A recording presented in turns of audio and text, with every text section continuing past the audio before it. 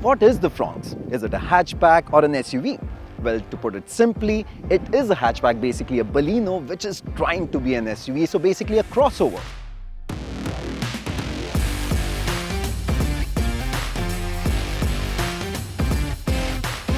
Now, this is a formula which many manufacturers have tried to use in the past. For example, Skoda with the Fabia Scout, VW with the Cross Polo, or even recently Honda with the WRV, which basically was a Jazz. But there's one thing in common in all of them.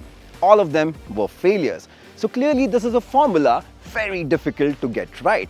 So the question is, have Maruti cracked the code with the Fronx? But before we get to that, the question is, why does even the Fronx exist when you already have the Brezza? Well, the simple answer to that is the previous generation of the Brezza used to be the most affordable sub-4 meter SUV that you could buy.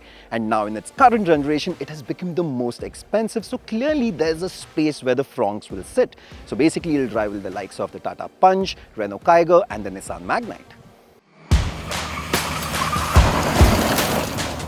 There will be a lot more expectations when you call your car an SUV, and this is where we feel that Maruti have done a commendable job when it comes to looks, because from the front it looks like a mini Grand Vitara, especially the large front grille, 3-element LED DRLs, LED headlamps does make the car look macho and like an SUV. Even at the rear, Maruti have done a great job. It looks butch, and the rear bumper looks muscular with the silver skid plate and the design. But what adds to the wow factor is the connected LED tail lamps. And the good thing about the front and the rear design is that it doesn't look like the Baleno at all. So there won't be people coming up to you and saying, hey, you've bought a Baleno, because it actually looks like a brand new car. Well, from the side it does remind you of the Baleno. But yes, they have added some muscle, especially in the wheel arches, and even the wheel design looks more macho and nicer. What has also improved is the ground clearance. It has gone up by 20 mm, and more interestingly, it is also 3 mm more as compared to the Punch. But this car's height is actually 65 mm less as compared to the Tata Punch, which makes the car look more like a crossover than a proper SUV. The first thing that you notice as soon as you open the door of the Fronx is the fact that it is actually easier to get in and out of the car as compared to the Baleno, because it sits slightly higher in terms of ride height. And now that we are inside, let's talk about the interiors. Unlike on the outside, the interiors of the Fronx remain unchanged as compared to the Baleno, except for some maroon accents on the dash, and some bits of the upholstery is also in maroon. And even in terms of quality, it is exactly the same, and which is no bad thing, because overall the interior quality actually feels quite premium. Yes, you don't get any soft touch materials on the dashboard, but overall the plastic graining does feel premium, and Maruti have also added some silver accents on the dash to liven things up in an otherwise dark interior.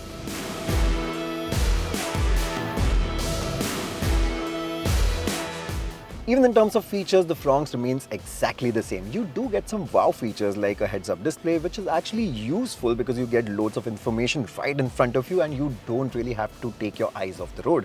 Then you also get a 360-degree camera and the same 9-inch touchscreen infotainment system. Now, the system on the surface does look a little cluttery in terms of its layout, but actually once you get used to it, it is easy to use.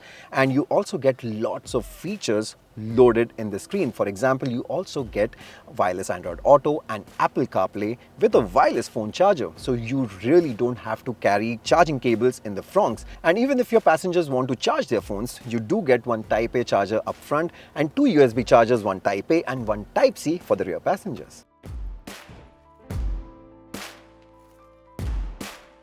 Now, although the Fronx is very well loaded, it should have come with a bit more wow features to help it stand out not only from the Baleno but also as compared to the competition. For example, Maruti could have given it a sunroof or even leather upholstery with seat ventilation, which would have made the overall experience even more premium. Just like the Baleno, the Fronx is massive on the inside, especially when it comes to space. Now, the driver's seat is set to my driving position. Despite that, I have loads of knee room. My height is 6 foot. Despite that, I have this much knee room left. And even in terms of under-thigh support, this seat is really good. And overall, for long distances as well, this car in the rear seat will prove to be comfortable. The only thing that could have been better in the rear seat is a bit more headroom, especially for tall people. Now, the Fronx rear seat is very comfortable, But I feel that this is a missed opportunity by Maruti Suzuki to take it a step further. For example, you don't get a folding center armrest, there are no cup holders in the rear seat, and Maruti could have gone a step further by adding a rear sunblind maybe. So all you get in terms of convenience features in the rear seat are 2 AC vents, 2 USB ports, a decent sized door pocket, and 1 seat back pocket, and that's about it. The Fronx comes with a 308-litre boot, which is down by 10 litres as compared to the Baleno, as some of the space is eaten up by the larger spare wheel. It is also a bit down as compared to cars like the Punch and Kiger, but on its own, the boot is actually quite usable. It is deep, well-shaped, and you also get 60-40 split folding rear seats for added convenience. But just like in the Baleno, the lip is very high, which makes loading or unloading big bags a pain. In terms of standard safety features, the Fronx actually comes very well loaded. From the base variant, you get ESP, ABS with EBD, hill hold assist, and ISOFIX anchorage points for the child seat. While from the base variant, you do get dual airbags as standard, in the Zeta and the Alpha variant, you get an option of 6 airbags. You also get adjustable rear headrest as standard from the base variant, even for the middle seat passenger, and a 3-point seat belt as well. Now the Fronx hasn't been crash tested as yet, and we don't expect great numbers from this car because this car is based on the hardtech platform, and we have seen cars with hardtech platform don't perform really well. And this is where the Brezza will have an advantage because it is based on the Global C platform, and in its previous generation it has actually scored a respectable 4 stars in the Global NCAP.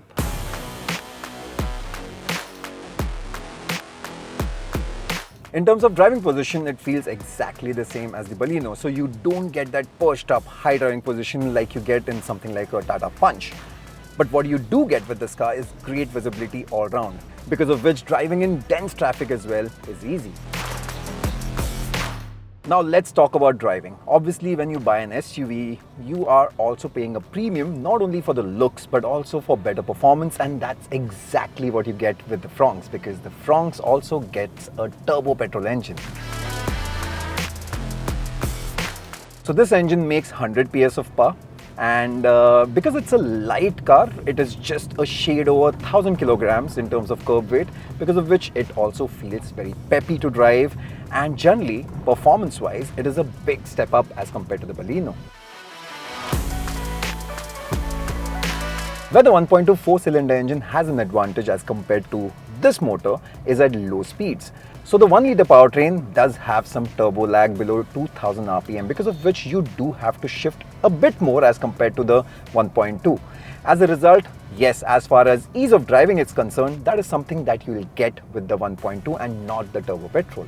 But where this engine has an advantage over the 1.2 is when it comes to overtaking, because this engine has a lot more torque. It is so much easier just to overtake even at low speeds, and even on the highway this extra power comes in handy.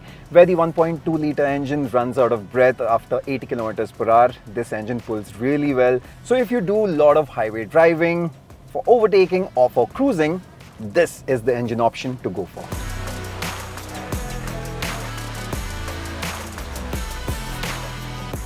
Obviously, if you want more convenience, you can go for the automatic, and the good thing is that it comes with a proper torque converter transmission, and as expected from a torque converter, the gear shifts are really smooth, so driving at low speeds becomes that much more smoother, and even out on the highway, if you want to execute a quick overtake, it downshifts quickly as well. With this gearbox, you also get a manual mode. All you have to do is shift the selector to M and use the paddle shifters to shift gears manually. Surprisingly, it is quite obedient to your inputs. As a result, even driving the automatic can be good fun. Now, when you hear the word turbo, you also think of performance, and considering this car weighs just a shade over 1000 kilos, it should be fast. Well, in typical Maruti fashion, it is more usable power than outright performance. It doesn't really excite you in terms of acceleration. What you do get instead is usable performance. It feels effortless to drive, be it in the city or out on the highway. What doesn't also feel very sporty is the way this engine revs. It just becomes really noisy. Also, being a 3-cylinder, you can also feel quite a bit of vibrations at higher RPM. Even when it comes to handling, it feels a little too soft. The steering is also very inert. It doesn't really tell you what exactly is happening. So yes, overall this car is not exactly sporty to drive. But what you will definitely like is the ride quality.